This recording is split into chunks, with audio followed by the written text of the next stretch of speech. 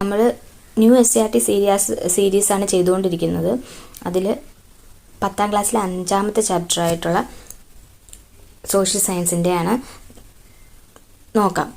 5ാമത്തെ ചാപ്റ്ററിൻ്റെ പേരാണ് പൊതുജനാഭിപ്രായം ജനാധിപത്യത്തിൽ. പൊതുജനാരോഗ്യ ബില്ലുമായി ബന്ധപ്പെട്ട് പൊതുജനങ്ങൾ, ജനപ്രതിനിധികൾ, വിവിധ സംഘടനാ പ്രതിനിധികൾ തുടങ്ങിയവരിൽ നിന്നും അഭിപ്രായങ്ങളും നിർദ്ദേശങ്ങളും സ്വരൂപിക്കുന്നതിനായി നൽകിയിരിക്കുന്ന വാർത്താക്കുറിപ്പാണ് ഈ മുകളിൽ കൊടുത്തിരിക്കുന്നത്. ജനാധിപത്യ ക്രമത്തിൽ സർക്കാരുകൾ നയരൂപീകരണത്തിന്റെ ഭാഗമായി ഇത്തരത്തിൽ പൊതുജനങ്ങളുടെ അഭിപ്രായങ്ങൾ സ്വീകരിക്കാറുണ്ട്. വാർത്ത നോക്കാം. പൊതുജനാരോഗ്യ ബില്ല് സെലക്ട് കമ്മിറ്റി അഭിപ്രായങ്ങൾ നൽകാം. കോട്ടയം. കേരള പൊതുജനാരോഗ്യ ബില്ലിന്റെ നിയമസഭാ സെലക്ട് കമ്മിറ്റി സെപ്റ്റംബർ 24 രാവിലെ 10:30 കോട്ടയം കളക്ടറേറ്റ് കോൺഫറൻസ് ഹാളിൽ യോഗം ചേരും. യോഗത്തിൽ ബന്ധപ്പെട്ട ഉദ്യോഗസ്ഥർ, പൊതുജനങ്ങൾ, ജനപ്രതിനിധികൾ, വിവിധ സംഘടനാ പ്രതിനിധികൾ തുടങ്ങിയവർക്ക് അഭിപ്രായങ്ങളും നിർദ്ദേശങ്ങളും നൽകാം.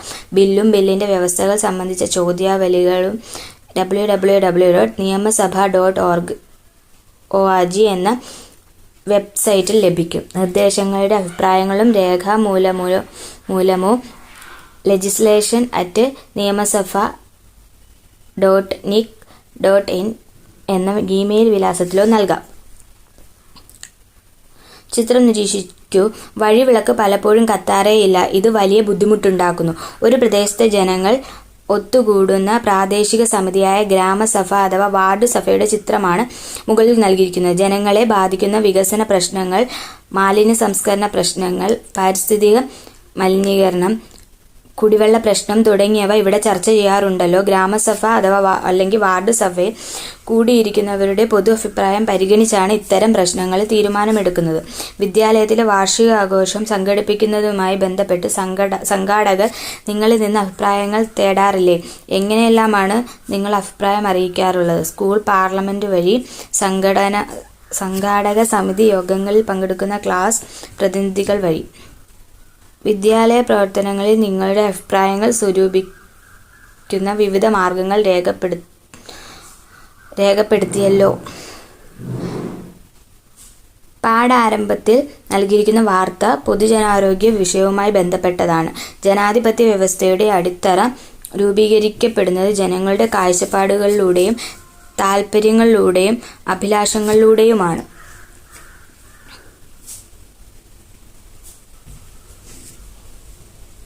പൊതുജനാരോഗ്യം എന്നത് പൊതു സമൂഹത്തെ മുഴുവൻ ബാധിക്കുന്ന ഒരു പ്രധാനപ്പെട്ട വിഷയമാണ്. ഈ പൊതുവിഷയത്തിന്മേൽ പൊതുജനങ്ങൾക്കുള്ള അഭിപ്രായം ആരായുകയാണ് സർക്കാർ ചെയ്തിരിക്കുന്നത്. ഇത്തരത്തിൽ ജനങ്ങളെ ബാധിക്കുന്ന പൊതുവിഷയങ്ങളിന്മേലുള്ള ജനങ്ങളുടെ പൊതുവായ അഭിപ്രായങ്ങളാണ് പൊതുജനാഭിപ്രായം എന്ന് പറയുന്നത്. ഇത് ഒരു വിഷയത്തിൽ സമൂഹത്തിലെ ജനങ്ങൾ പൊതുവായി സ്വീകരിക്കുന്ന നിലപാടോ അഭിപ്രായമോ ആകാം. പൊതുജനാഭിപ്രായങ്ങളിലൂടെ ശാക്തീകരിക്കപ്പെടുന്ന പൗരസമൂഹം ജനാധിപത്യത്തെ ശക്തിപ്പെടുത്തും. അവരുടെ അഭിപ്രായങ്ങളിലെ യുക്തിചിന്തയും ശാസ്ത്രീയ വീക്ഷണവും പൊതുജനാഭിപ്രായത്തെ ഗുണാത്മകമാക്കും. ഇതുവഴി സാമൂഹിക വിഷയങ്ങളിൽ ജാഗ്രതയുള്ള പൗരസമൂഹം രൂപപ്പെടും. എന്താണ് പൗരസമൂഹം അഥവാ സിവിൽ സൊസൈറ്റി? പൊതു നന്മയ്ക്കായി പ്രവർത്തിക്കുന്ന വിവിധ സംഘങ്ങൾ, വ്യക്തികൾ എന്നിവ ഉൾക്കൊള്ളുന്ന ജനാധിപത്യത്തിലെ ഒരു നിർണായക ആശയമാണ് പൗരസമൂഹം. സ്വയം സന്നദ്ധയോടെ, സർക്കാർ നിയന്ത്രണങ്ങളോ ലാഭേച്ഛയോ കൂടാതെ വൈവിധ്യമാർന്ന താൽപ്പര്യങ്ങളോടും കാഴ്ചപ്പാടുകളോടും കൂടി പ്രവർത്തിക്കുന്നവരാണ് പൗരസമൂഹത്തിൽ ഉൾപ്പെടുന്നവർ. പൊതുജനാഭിപ്രായത്തിന്റെ സവിശേഷതകൾ എന്തൊക്കെയാണെന്ന് നോക്കാം. സാമൂഹിക ജീവിതത്തിലും ഭരണതലത്തിലും രാഷ്ട്രീയ തലത്തിലുമെല്ലാം പൊതുജനാഭിപ്രായത്തിന്റെ സ്വാധീനം വളരെ വലുതാണ്. സമൂഹത്തിലെ ചില പ്രശ്നങ്ങൾ ഉത്തരവാദിത്തമുള്ള പൗരർ സമൂഹത്തിന്റെ ശ്രദ്ധയിൽപ്പെടുത്തുമ്പോഴാണ് പൊതുജനാഭിപ്രായം രൂപം കൊള്ളുന്നത്. പൊതുജനാഭിപ്രായം സർക്കാരിനുമേൽ ജനകീയ നിയന്ത്രണത്തിനുള്ള ഫലപ്രദമായ ഒരു മാർഗമാണ്. ജനാധിപത്യത്തെ ശാക്തീകരിക്കുന്ന സംവാദങ്ങളെ പൊതുജനാഭിപ്രായം പ്രോത്സാഹിപ്പിക്കുന്നു. ജനാധിപത്യത്തിന്റെ അടിസ്ഥാന ഘടകങ്ങളിലൊന്നായി പൊതുജനാഭിപ്രായത്തെ പരിഗണിക്കുന്നു. എന്തൊക്കെയാണ് അതിന്റെ സവിശേഷതകൾ എന്ന് നോക്കാം. പൊതുജനാഭിപ്രായം വൈവിധ്യമാർന്ന അഭിപ്രായങ്ങളെ പ്രതിഫലിപ്പിക്കുന്നു. പൊതുജനാഭിപ്രായം എന്നത് ഭൂരിപക്ഷം ആളുകളുടെയും കാഴ്ചപ്പാടുകളോ അഭിപ്രായങ്ങളോ ആകണമെന്നില്ല. എന്നാൽ അത് ഒരു വിഷയത്തിന്മേലുള്ള പൊതുസമ്മതം ഉണ്ടാക്കുന്നു. സാഹചര്യങ്ങൾക്കും സമയത്തിനും പുതിയ അറിവുകൾക്കുമനുസരിച്ച് പൊതുജനാഭിപ്രായം മാറാവുന്നതാണ്. പൊതുജനാഭിപ്രായം എല്ലായ്പ്പോഴും രാഷ്ട്രീയ കാര്യങ്ങളുമായി മാത്രമല്ല, സാമൂഹിക, സാമ്പത്തിക, സാംസ്കാരിക കാര്യങ്ങളുമായി ബന്ധപ്പെട്ട് രൂപപ്പെടാറുണ്ട്. പൊതുജനാഭിപ്രായ പ്രകടനത്തിന് നിശ്ചിത ഭൂപ്രദേശം എന്ന പരിധി നിശ്ചയിക്കപ്പെട്ടിട്ടില്ല. ആർക്കും ഏത് പ്രദേശത്തു നിന്നും അവരുടെ അഭിപ്രായം പ്രകടിപ്പിക്കാവുന്നതാണ്. പൊതുജനാഭിപ്രായം ജനാധിപത്യപരമായ ആശയവിനിമയം ഉറപ്പാക്കുന്നു.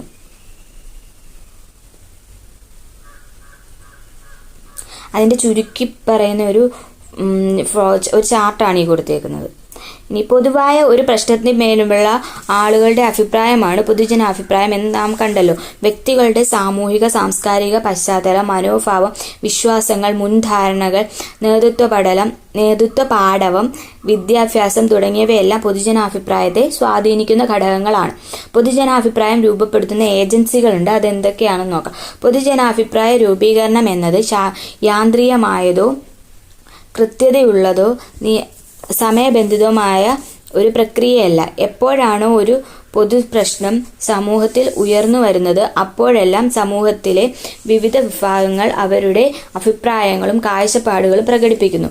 ഈ പ്രക്രിയയിൽ ചില അഭിപ്രായങ്ങൾക്ക് വലിയ സ്വീകാര്യത ലഭിക്കുകയും അതൊരു പൊതു അഭിപ്രായമായി ഉയർന്നു വരികയും ചെയ്യുന്നു. ഇങ്ങനെ ഔപചാരികവും അനൗപചാരികവുമായ പ്രക്രിയയിലൂടെയാണ് പൊതുജനാഭിപ്രായം രൂപപ്പെടുന്നത്. പൊതുജനാഭിപ്രായം വളർത്തുന്നതിലും അതിലൂടെ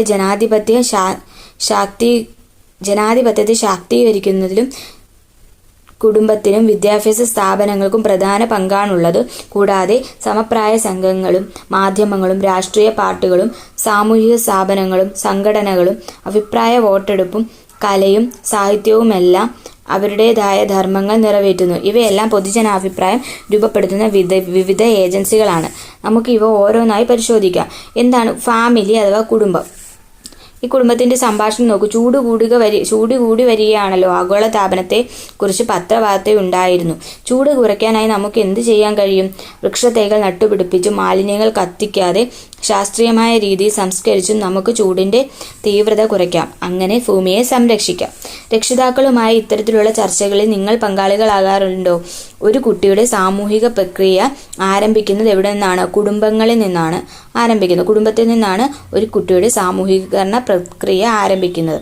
കുടുംബങ്ങളുടെ പരമ്പരാഗതമായ വിശ്വാസങ്ങൾ, ധാരണകൾ തുടങ്ങിയവ കുട്ടികളുടെ അഭിപ്രായ രൂപീകരണത്തെ സ്വാധീനിക്കാറുണ്ട്. കുടുംബത്തിൽ നടക്കുന്ന ചർച്ചകളിലും സംഭാഷണങ്ങളിലും കുട്ടി പങ്കാളിയോ സാക്ഷിയോ ആണ്. ഇതിൽ രാഷ്ട്രീയം, വിശ്വാസം, മതം, സാഹിത്യം തുടങ്ങിയവയെല്ലാം വിഷയങ്ങളാകാറുണ്ട്. ഇത്തരത്തിൽ വിവിധങ്ങളായ വിഷയങ്ങളിലുള്ള കുട്ടിയുടെ അഭിപ്രായ രൂപീകരണത്തിൽ പ്രഥമ സ്വാധീനം കുടുംബം എന്ന സാമൂഹ്യ സ്ഥാപനത്തിനാണ്. ഇനി വിദ്യാഭ്യാസ സ്ഥാപനങ്ങൾ. അധ്യാപികയും വിദ്യാർത്ഥികളും തമ്മിലുള്ള സംഭാഷണമാണ് ചുവടെ കൊടുക്കുന്നത്. ഏത് വിഷയത്തിന്മേലുള്ള ചർച്ചയാണിതെന്ന് ശ്രദ്ധിക്കും. മക്കളെ, നിങ്ങളുടെ പ്രദേശത്ത് കുടിവെള്ളക്ഷാമം അനുഭവപ്പെടാറുണ്ടോ? വേനൽക്കാലത്ത് അനുഭവപ്പെടാറുണ്ട് ടീച്ചർ. മഴവെള്ളം സംഭരിക്കുന്നത് ഇതിനൊരു പരിഹാരമാവില്ലേ? അങ്ങനെയെങ്കിൽ മഴവെള്ള സംഭരണവുമായി ബന്ധപ്പെട്ട് സ്കൂളിൽ നമുക്കൊരു സെമിനാർ സംഘടിപ്പിച്ചാലോ ടീച്ചർ? കുട്ടിയുടെ അറിവ് രൂപപ്പെടുത്തുന്നതിലും വികസിപ്പിക്കുന്നതിലും വിദ്യാഭ്യാസ സ്ഥാപനങ്ങൾ മുഖ്യ പങ്കാണ് വഹിക്കുന്നത്. അവകാശങ്ങൾ, കടമകൾ, ശാസ്ത്രീയ ചിന്ത, വിമർശനാത്മക ചിന്ത, സംസ്കാരം തുടങ്ങിയവയിലെല്ലാമുള്ള അറിവും നൈപുണ്യവും എല്ലാം കുട്ടി ആർജിച്ചെടുക്കുന്നത് പ്രധാനമായും വിദ്യാഭ്യാസ സ്ഥാപനങ്ങളിലൂടെയാണ്. വിദ്യാഭ്യാസ പ്രക്രിയ ഒരു വ്യക്തിയെ ഏതെങ്കിലും ഒരു വിഷയത്തിൽ സ്വാതന്ത്ര്യവും യുക്തിഭദ്രവുമായ അഭിപ്രായം രൂപപ്പെടുത്താൻ സഹായിക്കുന്നു. വിവിധ വിഷയങ്ങളിലുള്ള ധാരണകൾ കുട്ടികളിൽ രൂപപ്പെടുന്നതിന് വിദ്യാഭ്യാസ സ്ഥാപനങ്ങൾ പ്രധാന പങ്കാണ് വഹിക്കുന്നത്. സ്കൂൾ പാർലമെന്റ്, ക്ലബ് പ്രവർത്തനങ്ങൾ, കലാകായിക മേളകൾ തുടങ്ങി നിരവധിയായ വിദ്യാലയ പ്രവർത്തനങ്ങൾ കുട്ടികൾക്ക് ജനാധിപത്യ ബോധവും പൗരബോധവും നൽകുന്നതിനുള്ള പരിശീലന വേദികൾ കൂടിയാണ്. ഇത്തരം അവസരങ്ങൾ കുട്ടികൾക്ക് അഭിപ്രായ പ്രകടനത്തിനുള്ള ധാരാളം സാഹചര്യങ്ങൾ ഒരുക്കുകയും അതുവഴി അവർ പൊതുജനാഭിപ്രായ പ്രകടനത്തിനുള്ള നൈപുണ്യം ആർജിക്കുകയും ചെയ്യുന്നു. അടുത്ത എന്താണ്? സമപ്രായ സംഘങ്ങളാണ്. നമ്മുടെ സ്കൂൾ ചുറ്റുമതിലിനടുത്തുള്ള മാലിന്യ കൂമ്പാരം നിങ്ങൾ കണ്ടിട്ടില്ലേ? ഞങ്ങളും ശ്രദ്ധിച്ചു. ആരാണാവോ ഇതിന് പിന്നിൽ? ഇത്തരത്തിലുള്ള മാലിന്യ പ്രശ്നങ്ങൾക്കെതിരെ നമുക്ക് എന്തൊക്കെ ചെയ്യാൻ കഴിയും? അസംബ്ലിയിൽ നമുക്കൊരു റോൾ പ്ലേ അവതരിപ്പിച്ചാലോ? സ്കൂളിൻ്റെ സമീപ പ്രദേശങ്ങളിലും ഇത് സംബന്ധിച്ച് ഒരു സ്കിറ്റ് അവതരിപ്പിക്കണം. സമപ്രായങ്ങൾക്കിടയിലെ സംവാദങ്ങൾ, ചർച്ചകൾ തുടങ്ങിയവ പൊതുജനാഭിപ്രായ രൂപീകരണത്തെ സ്വാധീനിക്കുന്ന പ്രധാന ഘടകങ്ങളാണ്. വ്യക്തിത്വം, മനോഭാവം, പെരുമാറ്റം തുടങ്ങിയവയിൽ സമപ്രായ സംഘങ്ങളിലെ അംഗങ്ങൾ ഏതാണ്ട് പൊതു സ്വഭാവം പുലർത്തുന്നു. വ്യക്തിപരമായ അനുഭവങ്ങൾ, സാമൂഹിക സ്വാധീനം എന്നിവയിലെല്ലാം ഇവർ ചില പൊതുവായ സവിശേഷതകൾ പങ്കുവയ്ക്കുന്നുണ്ട്. സർക്കാർ നയങ്ങളോടുള്ള സമീപനം, വിവിധ വിഷയങ്ങളിൽ പുലർത്തുന്ന മനോഭാവം, രാഷ്ട്രീയ പാർട്ടികളോടുള്ള സമീപനം എന്നിവയിലെല്ലാം സമപ്രായ സംഘങ്ങളിലെ അംഗങ്ങൾക്ക് പരസ്പരം സ്വാധീനിക്കാൻ കഴിയും. ആ നിലയ്ക്ക് പൊതു അഭിപ്രായങ്ങൾ ഉയർത്തിക്കൊണ്ടുവരാനും നിലവിലുള്ളവയെ തിരുത്താനും ശരിയായ അഭിപ്രായത്തിലേക്ക് എത്താനും സമപ്രായ സംഘങ്ങളിലെ ചർച്ചകൾ സഹായകരമാണ്. ഇങ്ങനെ സമപ്രായ സംഘങ്ങളിലെ സംവാദങ്ങളും ചർച്ചകളും പൊതുജനാഭിപ്രായ രൂപീകരണത്തിന് നയിക്കുന്നു. സമപ്രായ സംഘങ്ങൾ സമാനമായ പ്രായവും ഒരേ താൽപ്പര്യങ്ങളും ലക്ഷ്യവുമുള്ള സംഘങ്ങളാണ് സമപ്രായ സംഘങ്ങൾ. സമപ്രായ സംഘങ്ങൾ അവരുടെ വിശ്വാസങ്ങൾ, മൂല്യങ്ങൾ, ആശയങ്ങൾ എന്നിവയിലെല്ലാം സമാനത പുലർത്താറുണ്ട്. ഇനി മാധ്യമങ്ങൾ, മീഡിയ. പൊതുജനാഭിപ്രായം രൂപീകരിക്കുന്നതിൽ സുപ്രധാന പങ്ക് വഹിക്കുന്നതാണ് മാധ്യമങ്ങൾ. അച്ചടി മാധ്യമങ്ങളിലൂടെയും റേഡിയോ, ടെലിവിഷൻ തുടങ്ങിയ പരമ്പരാഗത മാധ്യമങ്ങളിലൂടെയും ഡിജിറ്റൽ മീഡിയ, സാമൂഹിക മാധ്യമങ്ങൾ തുടങ്ങിയ മാധ്യമങ്ങളിലൂടെ ലഭ്യമാവുന്ന വാർത്തകളും ചർച്ചകളും പരസ്യ പരിപാടികളും ജനങ്ങളിൽ വലിയ സ്വാധീനം ചെലുത്തുന്നുണ്ട്. ഒരു വിഷയം പൊതുജന ശ്രദ്ധയിൽ കൊണ്ടുവരുന്നതിനും അതിൽ പൊതുജനാഭിപ്രായം രൂപീകരിക്കുന്നതിനും മാധ്യമങ്ങൾക്ക് കഴിയുന്നു.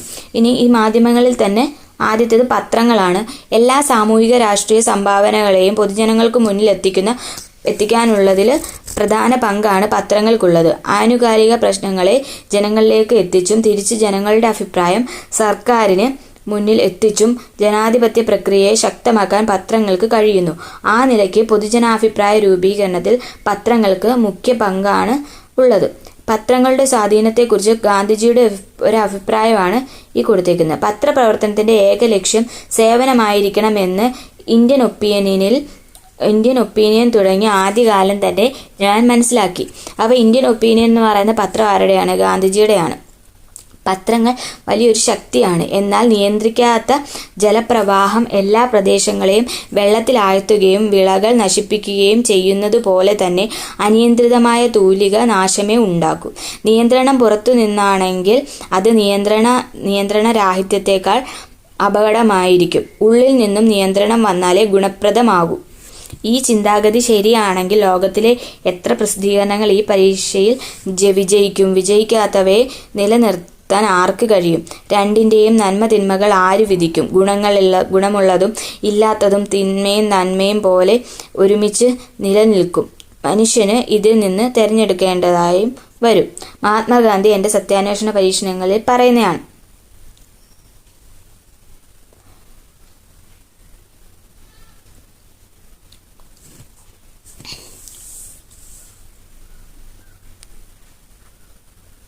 പൊതുജന അഭിപ്രായം രൂപീകരിക്കുന്നത് മാത്രമല്ല അവയെ മാറ്റിമറിക്കാനും ചില താൽപ്പര്യങ്ങൾക്കനുസരിച്ച് തിരിച്ചുവിടാനും പത്രവാർത്തകളിലൂടെ കഴിയും. ചിലപ്പോൾ ചില വാർത്തകൾ വസ്തുതാപരമാകണമെന്നില്ല. സമൂഹത്തിലെ പൊതുജനാഭിപ്രായത്തെ വഴിതിരിച്ചു വിടാനും സമൂഹത്തെ തെറ്റായി നയിക്കാനും ചില വാർത്തകൾ കാരണമാകുന്നു. അത് കറക്റ്റാണ്. ചില വാർത്തകൾ നമ്മളെ ആയിരിക്കും. നിക്ഷിപ്ത താൽപ്പര്യങ്ങൾ വെച്ച് തെറ്റായ വാർത്തകൾ ഓൺലൈൻ പത്രങ്ങളിലൂടെയും മറ്റും ജനങ്ങളിലേക്ക് എത്താറുണ്ട്. വാർത്തകളിൽ പക്ഷപാതരഹിതമായ സമീപനവും കൃത്യതയും പലപ്പോഴും മാധ്യമങ്ങളുടെ ഭാഗത്തുണ്ടാകണമെന്നില്ല എന്ന വിമർശനം സമൂഹത്തിൽ നിലനിൽക്കുന്നുണ്ട്. അടുത്ത റേഡിയോ, ടെലിവിഷൻ. സാമൂഹിക ജീവിതത്തിലെ കണ്ണാടിയായി റേഡിയോയും ടെലിവിഷനും വർത്തിക്കുന്നു. പത്രമാധ്യമങ്ങൾ സാക്ഷര സമൂഹത്തെ മാത്രം പരിഗണിക്കുമ്പോൾ റേഡിയോയും ടെലിവിഷനും നിരക്ഷര സമൂഹത്തിൻ്റെ കൂടി ചിന്തകളെയും അറിവുകളെയും പരുവപ്പെടുത്തുന്നതിൽ പ്രധാന പങ്ക് വഹിക്കുന്നു. സർക്കാരിൻ്റെ വിവിധ നയങ്ങളെയും പരിപാടികളെയും കുറിച്ച് ജനങ്ങൾക്കുള്ള അഭിപ്രായങ്ങളും ചിന്തകളും സമൂഹത്തിൽ പങ്കുവയ്ക്കുന്നതിന് റേഡിയോയും ടെലിവിഷനും വഹിക്കുന്ന പങ്ക് ചെറുതല്ല. അടുത്ത സാമൂഹിക മാധ്യമങ്ങൾ. കാലിക പ്രസക്തമായ ഒരു വാർത്തയുമായി ബന്ധപ്പെട്ട് ജനങ്ങളുടെ പ്രതികരണം ശ്രദ്ധിച്ചില്ലേ? ലഹരി മുക്ത കേരളം എന്ന ലക്ഷ്യം കൈവരിക്കാൻ വിവിധ വകുപ്പുകളെ സംയോജിപ്പിച്ചുകൊണ്ട് കർമ്മ പദ്ധതികളുമായി സർക്കാർ മുന്നോട്ട്. അപ്പോൾ അതിൽ വന്നിരിക്കുന്ന കമൻസ് ആണ് ഈ കൊടുത്തേക്കുന്നത്. അപ്പം അതിനെക്കുറിച്ചാണ് പറയുന്നത്. മുഖ്യധാരാ മാധ്യമങ്ങളെ പോലെ ഏതൊരു വിഷയത്തിലും പൊതുജനാഭിപ്രായം രേഖപ്പെടുത്തുന്നതിൽ സാമൂഹിക മാധ്യമങ്ങൾക്കും ഇന്ന് പ്രമുഖ സ്ഥാനമാണുള്ളത്. നിങ്ങളും ഇത്തരത്തിൽ സാമൂഹിക മാധ്യമങ്ങളിൽ പ്രതികരണങ്ങൾ നടത്താറില്ലേ? കോട്ടയം ജില്ലയിൽ വിദ്യാഭ്യാസ സ്ഥാപനങ്ങൾക്ക് സെപ്റ്റംബർ 1 അവധി. ഇത് ഫേക്ക് ന്യൂസ് ആണ്. അതിൻ്റെ ഫാക്റ്റ് ആയിട്ട് കൊടുത്തേക്കുന്നത് കണ്ടോ, കോട്ടയത്തെ എല്ലാ വിദ്യാലയങ്ങളും നാളെ അവധിയില്ല. പ്രചരിക്കുന്നത് വ്യാജ അറിയിപ്പെന്ന് ജില്ലാ കളക്ടർ. നിലവിൽ ദുരിതാശ്വാസ ക്യാമ്പുകളിൽ പ്രവർത്തിക്കുന്ന സ്കൂളുകൾക്ക് മാത്രമാണ് ജില്ലയിൽ നാളെ അവധി പ്രഖ്യാപിച്ചിട്ടുള്ളത്. ഇതൊരു ഫേക്ക് ന്യൂസിനെ കുറിച്ചാണ് പറയുന്നത്. സാമൂഹ്യ മാധ്യമങ്ങളിലൂടെ പ്രചരിക്കപ്പെട്ട ഒരു വ്യാജ വാർത്തയും ആ വാർത്തയുടെ യഥാർത്ഥ വസ്തുതയും ഉൾക്കൊള്ളിച്ചുകൊണ്ട് കളക്ടറുടെ വിശദീകരണം ഉൾക്കൊള്ളുന്ന വാർത്താക്കുറിപ്പാണ് ഈ മുകളിൽ കൊടുത്തിരിക്കുന്നത്. ഇത്തരം വ്യാജ വാർത്തകളും സന്ദേശങ്ങളും പ്രചരിക്കുന്നതിനെ പ്രതിരോധിക്കാൻ നാം എന്തൊക്കെയാണ് ചെയ്യേണ്ടത്? വാർത്തകളുടെയും സന്ദേശങ്ങളുടെയും സത്യസന്ധത ഉറപ്പുവരുത്തുന്നതിനായി യഥാർത്ഥ ഉറവിടം കണ്ടെത്തൽ. പിന്നെ വ്യാജ വാർത്തകളും സന്ദേശങ്ങളുമാണ് എന്ന് തിരിച്ചറിയുന്ന പക്ഷം അത് മറ്റുള്ളവരുമായി പങ്കിടാതിരിക്കൽ. സൈബർ സെൽ പോലുള്ള ഔദ്യോഗിക സംവിധാനങ്ങളെ അറിയിക്കൽ.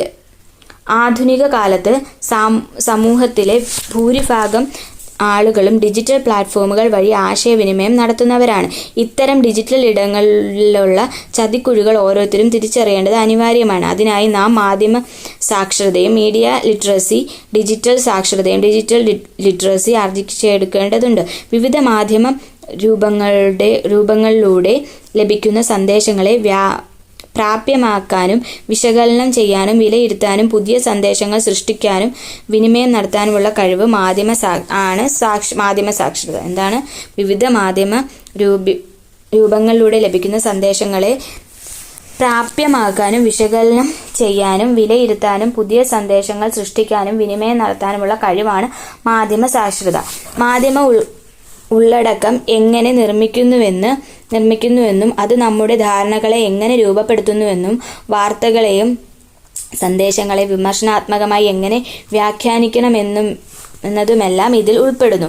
ഡിജിറ്റൽ ഇടങ്ങളിൽ നിന്ന് വിവരങ്ങൾ കണ്ടെത്തുന്നതിനും വിലയിരുത്തുന്നതിനും ഡിജിറ്റൽ ഉപകരണങ്ങളും സാങ്കേതിക വിദ്യകളും ഫലപ്രദമായി ഉപയോഗിക്കുന്നതിനുള്ള കഴിവാണ് ഡിജിറ്റൽ സാക്ഷരത.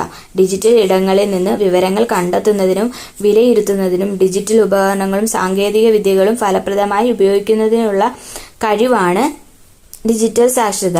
അടിസ്ഥാന കമ്പ്യൂട്ടർ പരിജ്ഞാനം, ഇന്റർനെറ്റിന്റെ ഫലപ്രദമായ ഉപയോഗം, ഡിജിറ്റൽ പ്ലാറ്റ്ഫോമുകൾ നാവിഗേറ്റ് ചെയ്യൽ, ഓൺലൈൻ ഉള്ളടക്കം വിമർശനാത്മകമായി വിലയിരുത്തൽ, സൈബർ അവബോധം തുടങ്ങിയവയെല്ലാം ഇതിൽ ഉൾപ്പെടുന്നു. മാധ്യമ സാക്ഷരത ഉള്ളടക്കത്തിലും അതിൻ്റെ വ്യാഖ്യാനത്തിലുമെല്ലാം ശ്രദ്ധ കേന്ദ്രീകരിക്കുമ്പോൾ ഡിജിറ്റൽ സാക്ഷരത പ്രധാനമായി ഉപകരണങ്ങളെയും പ്ലാറ്റ്ഫോമുകളെയും പരിഗണിക്കുന്നു. അടുത്ത രാഷ്ട്രീയ പാർട്ടികളും അവയുടെ പ്രവർത്തനങ്ങളും. ജനാധിപത്യ ഭരണക്രമത്തിൽ പൊതുജനങ്ങളുടെ അഭിപ്രായം രൂപീകരിക്കാനും സമാഹരിക്കാനും മുൻപന്തിയിൽ നിൽക്കുന്നത് രാഷ്ട്രീയ പാർട്ടികളും അവയുടെ പ്രവർത്തനങ്ങളുമാണ്. ഭരണ നേതൃത്വത്തിലുള്ള പാർട്ടികളും പ്രതിപക്ഷത്തുള്ള പാർട്ടികളും പൊതുജന അഭിപ്രായ രൂപീകരണത്തിൽ ഒരുപോലെ വഹിക്കുന്നുണ്ട്. പൊതുജനങ്ങളെ പൊതുപ്രശ്നങ്ങളെക്കുറിച്ച് ചിന്തിപ്പിക്കുന്നതിനായി രാഷ്ട്രീയ ബോധമുള്ളവരാക്കി മാറ്റുക എന്നുള്ളതാണ് രാഷ്ട്രീയ പാർട്ടികളുടെ പ്രധാന ലക്ഷ്യം. ഓരോ രാഷ്ട്രീയ പാർട്ടിക്കും അവർക്കനുകൂലമായ പൊതുജനാഭിപ്രായം രൂപപ്പെടുത്തുന്നതിനായി പത്രമാധ്യമങ്ങൾ, ജേർണലുകൾ, ലഘുലേഖകൾ, പ്രകടന പത്രികകൾ, പോസ്റ്ററുകൾ തുടങ്ങിയവ പ്രസിദ്ധീകരിക്കാറുണ്ട്. അതോടൊപ്പം സമ്മേളനങ്ങൾ, പ്രകടനങ്ങൾ, റാലികൾ, സെമിനാറുകൾ തുടങ്ങിയവയും പൊതുജനാഭിപ്രായ രൂപീകരണത്തിനായി സംഘടിപ്പിക്കാറുണ്ട്. ഭരിക്കുന്ന പാർട്ടികൾ അവർക്കനുകൂലമായി സർക്കാരിൻ്റെ നയപരിപാടികൾക്ക് പ്രചാരണം നൽകാൻ ശ്രമിക്കുന്നു. അതിനുവേണ്ട പ്രചാരണ തന്ത്രങ്ങൾ ആവിഷ്കരിക്കുകയും ചെയ്യുന്നു. പ്രതിപക്ഷ പാർട്ടികളാകട്ടെ ഭരണതലത്തിലെ പോരായ്മകളും വീഴ്ചകളും ജനമധ്യത്തിൽ എത്തിക്കുന്നു. സർക്കാരിനെതിരായ പൊതുജനാഭിപ്രായ രൂപീകരണത്തെ സഹായിക്കുന്ന സമരങ്ങളും പ്രചാരണങ്ങളും അവർ ഏറ്റെടുക്കുന്നു. അധികാരം നേടിയെടുത്ത് ആശയങ്ങൾ പ്രചരിപ്പിക്കാനുള്ള താൽപ്പര്യമാണ് എല്ലാ രാഷ്ട്രീയ പാർട്ടികൾക്കും ഉള്ളത്. തിരഞ്ഞെടുപ്പ് ഘട്ടങ്ങളിൽ അധികാരത്തിൽ വന്നാൽ നടപ്പാക്കുന്ന കാര്യങ്ങൾ ഓരോ പാർട്ടിയും മുന്നണിയും പ്രകടന പത്രികകളിലൂടെ അവതരിപ്പിച്ച് പരമാവധി ജനപിന്തുണ സമാഹരിക്കുവാൻ ശ്രമിക്കുന്നു. സമൂഹവും ഭരണകൂടവും നേരിടുന്ന എല്ലാ പ്രധാന പ്രശ്നങ്ങളിലും ഇടപെടാനും അഭിപ്രായം രൂപീകരിക്കാനും രാഷ്ട്രീയ പാർട്ടികൾ ശ്രദ്ധിക്കാറുണ്ട്. ഓരോ പാർട്ടിയും അതിൻ്റെ കാഴ്ചപ്പാടുകളും ആശയങ്ങളും അവതരിപ്പിച്ചുകൊണ്ട് ജനങ്ങളെ തങ്ങളുടെ പക്ഷത്ത് അണിനിരത്തുവാൻ ശ്രമിക്കുന്നു. അതോടൊപ്പം ജനങ്ങളെ പൊതുകാര്യങ്ങളിൽ ഇടപെടുന്നതിനും തിരഞ്ഞെടുപ്പ് പ്രക്രിയകളിൽ സക്രിയരാക്കാനും പ്രാപ്തരാക്കുന്നു. തെരഞ്ഞെടുപ്പിൽ മത്സരിച്ച് ജയിക്കുക മാത്രമല്ല, തെരഞ്ഞെടുപ്പിന് ശേഷവും പൊതുപ്രശ്നങ്ങളിൽ രാഷ്ട്രീയ പാർട്ടികൾ പ്രചാരണം നടത്തിക്കൊണ്ടേയിരിക്കും. തെരഞ്ഞെടുപ്പ് പ്രചാരണ ഘട്ടത്തിൽ പൊതുജനാഭിപ്രായം തങ്ങൾക്ക് അനുകൂലമാക്കാൻ ഓരോ രാഷ്ട്രീയ പാർട്ടിയും അവരുടേതായ നിലപാടുകൾ വ്യക്തമാക്കാൻ ശ്രമിക്കാറുണ്ട്. രാഷ്ട്രീയ പാർട്ടികളുടെ പ്രചാരണ പ്രവർത്തനങ്ങൾ അതിരുവിടുമ്പോൾ തെരഞ്ഞെടുപ്പ് കമ്മീഷൻ ഇടപെട്ട് നിയന്ത്രിക്കുന്നതാണ് പതിവ്. അടുത്ത സാമൂഹിക സ്ഥാപനങ്ങളും സംഘടനകളും. സമൂഹത്തിൽ പ്രവർത്തിക്കുന്ന വിവിധ സ്ഥാപനങ്ങളും സാമൂഹിക സംഘടനകളും പൊതുജനാഭിപ്രായ രൂപീകരണത്തിൽ നിർണായക പങ്കുവഹിക്കുന്നു. മതസ്ഥാപനങ്ങൾ, ജാതി-മത സംഘടനകൾ, വിദ്യാർത്ഥി പ്രസ്ഥാനങ്ങൾ, യുവജന പ്രസ്ഥാനങ്ങൾ, സ്ത്രീ സമത്വ പ്രസ്ഥാനങ്ങൾ, തൊഴിലാളി യൂണിയനുകൾ, മനുഷ്യാവകാശ പ്രസ്ഥാനങ്ങൾ, പരിസ്ഥിതി പ്രസ്ഥാനങ്ങൾ, വ്യാപാരി വ്യവസായി സംഘടനകൾ തുടങ്ങിയവയെല്ലാം പൊതുജനാഭിപ്രായ രൂപീകരണത്തിൽ അവരുടേതായ പങ്ക് വഹിക്കുന്നു. അഭിപ്രായ വോട്ടെടുപ്പ്. ഒരു വിദ്യാലയത്തിലെ വിദ്യാർത്ഥികൾക്കിടയിൽ നടത്തിയ അഭിപ്രായ വോട്ടെടുപ്പ് അതിൻ്റെ ഫലവുമാണ് ഈ ചിത്രത്തിൽ കൊടുത്തിരിക്കുന്നത്. വിവിധ സാമൂഹിക, സാംസ്കാരിക, രാഷ്ട്രീയ, സാമ്പത്തിക കാര്യങ്ങളിൽ പൊതുമനോഭാവത്തെയും അഭിപ്രായത്തെയും കുറിച്ചുള്ള വിവരശേഖരണത്തിനുള്ള വളരെ ഫലപ്രദമായ മാർഗമാണ് അഭിപ്രായ വോട്ടെടുപ്പ്. ഇതിൽ ജനസംഖ്യയുടെ ഒരു സാമ്പിൾ തിരഞ്ഞെടുത്ത് അവരിലൂടെ വിഷയത്തെ സംബന്ധിച്ചുള്ള അഭിപ്രായം ആരായുന്നു, അതായത് ചോദിക്കുന്നു. ഈ അഭിപ്രായത്തെ അടിസ്ഥാനമാക്കി പൊതുജനാഭിപ്രായം രൂപപ്പെടുത്തുന്നു. അഭിപ്രായ വോട്ടെടുപ്പ് നടത്തുന്നതിനായി ഇന്ന് വിവിധ പ്രൊഫഷണൽ ഏജൻസികൾ പ്രവർത്തിക്കുന്നുണ്ട്. അടുത്ത് കലയും സാഹിത്യവും.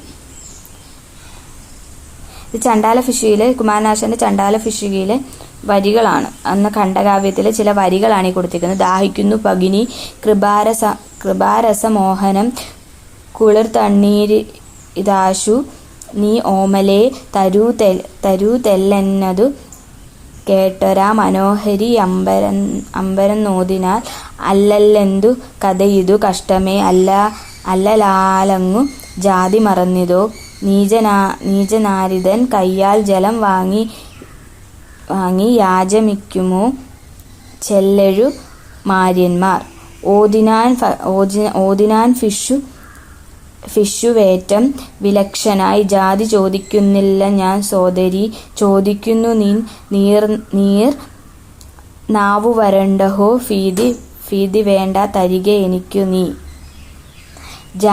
ഇത് ഈ വരി ഇമ്പോർട്ടൻ്റ് ഉള്ളതാണ്. ജാതി ചോദിക്കുന്നില്ല ഞാൻ സോദരി ചോദിക്കുന്നു നീർ നാവു വരണ്ടഹോ ഫീതി വേണ്ട തരികതെനിക്കു നീ. ചണ്ടാലഭിഷുകി കുമാരനാശാന്റെ ചണ്ടാലഭിഷുകിയിലെ വരികളാണ്. ജാതി വ്യവസ്ഥയിൽ നിലനിന്നിരുന്ന അയിത്തം പോലുള്ള ദുരാചാരങ്ങൾക്കെതിരെ പൊതുജനാഭിപ്രായം രൂപപ്പെടുത്തുന്നതിൽ ശക്തമായ സ്വാധീനം ചെലുത്തിയ കൃതിയാണ് ചണ്ടാലഭിഷുകി. ഓരോ കാലത്തെയും കലയും സാഹിത്യവും സിനിമയുമെല്ലാം അതത് കാലത്തെ പൊതുജനാഭിപ്രായം രൂപപ്പെടുന്നതിനെ വളരെയധികം സ്വാധീനിച്ചിട്ടുണ്ട്. പാട്ടബാക്കി ഏതാണ്? പാട്ടബാക്കി ആദ്യത്തെ രാഷ്ട്രീയ നാടകമായിരുന്നു പാട്ടബാക്കി. അടുക്കളയിൽ നിന്ന് അരങ്ങത്തേക്ക്, വി.ടി. ഭട്ടതിരിപ്പാടിൻ്റെ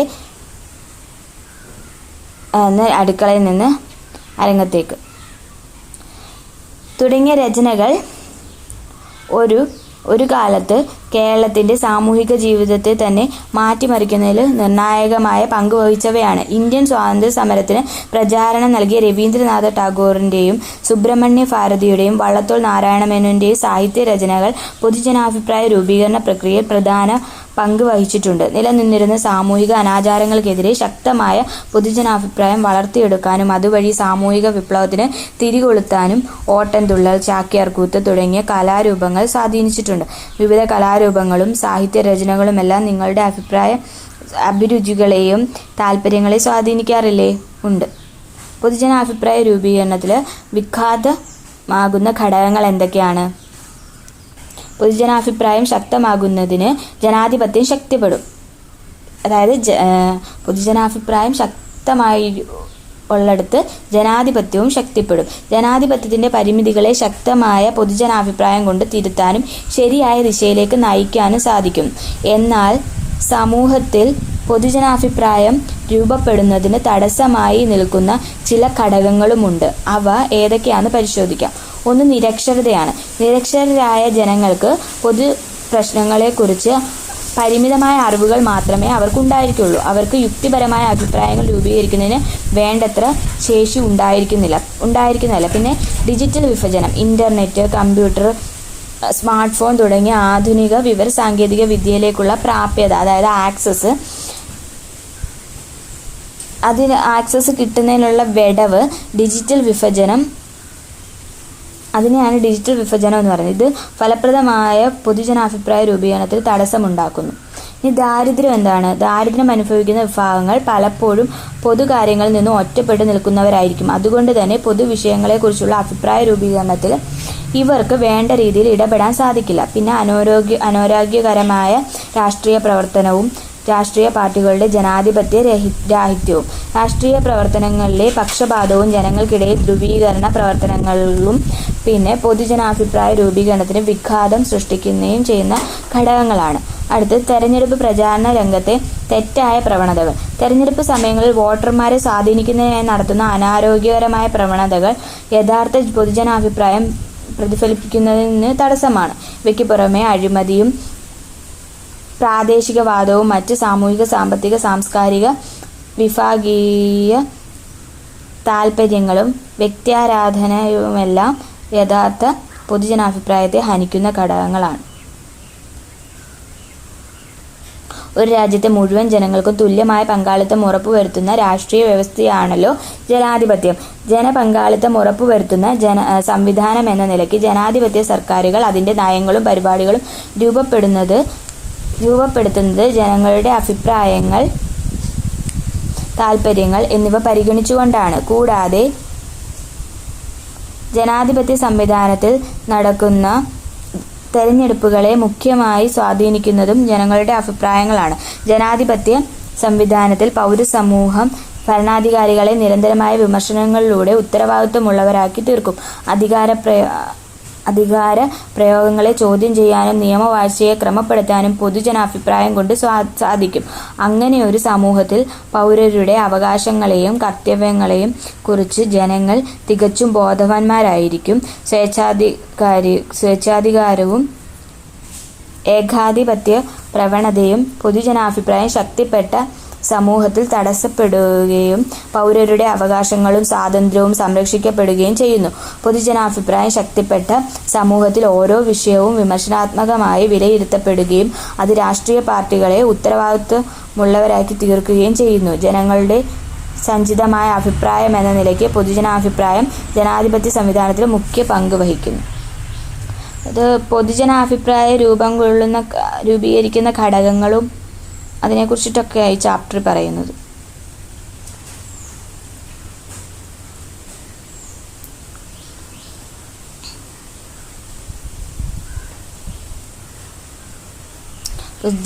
പൊതുജനാഭിപ്രായം രൂപപ്പെടുന്ന വിവിധ വിവിധ ഘടകങ്ങൾ ഏതൊക്കെയാണ്? ഒന്ന് കുടുംബം, പിന്നെ വിദ്യാലയം, പിന്നെ സമപ്രായ സംഘങ്ങൾ, പിന്നെ മാധ്യമങ്ങളിൽ തന്നെ പത്രങ്ങൾ, നവമാധ്യമങ്ങൾ, റേഡിയോ, ടെലിവിഷൻ, സാമൂഹിക മാധ്യമങ്ങൾ, പിന്നെ രാഷ്ട്രീയ പാർട്ടികളും അവരുടെ പ്രവർത്തനങ്ങളും, പിന്നെന്താണ് സാമൂഹിക സ്ഥാപനങ്ങളും സംഘടനകളും, പിന്നെ കലയും സാഹിത്യവും ഇതെല്ലാം സ്വാധീനിക്കുന്നുണ്ട്. പിന്നെ ഈ പൊതുജന അഭിപ്രായ രൂപീകരണത്തിലെ അതിന് എതിരാവുന്ന ഘടകങ്ങൾ എന്തൊക്കെയാണ്? ഒന്ന് നിരക്ഷരത, ഡിജിറ്റൽ വിഭജനം, ദാരിദ്ര്യം, അനാരോഗ്യകരമായ രാഷ്ട്രീയ പ്രവർത്തനവും രാഷ്ട്രീയ പാർട്ടികളുടെ ജനാധിപത്യ രാഹിത്യവും, പിന്നെ തെരഞ്ഞെടുപ്പ് പ്രചാരണ രംഗത്തുണ്ടായ തെറ്റായ പ്രവണതകളും ഒക്കെയാണ് പറയുന്നത്. ഇത്രയാണ് ഈ ചാപ്റ്ററിനകത്ത് പറയുന്നത്. ഒന്നുകൂടി ഒന്ന് വായിച്ചു നോക്കിയാൽ മതി, എല്ലാം മനസ്സിലാവും. അത്ര പാടുള്ള ചാപ്റ്റർ അല്ല. Thank you.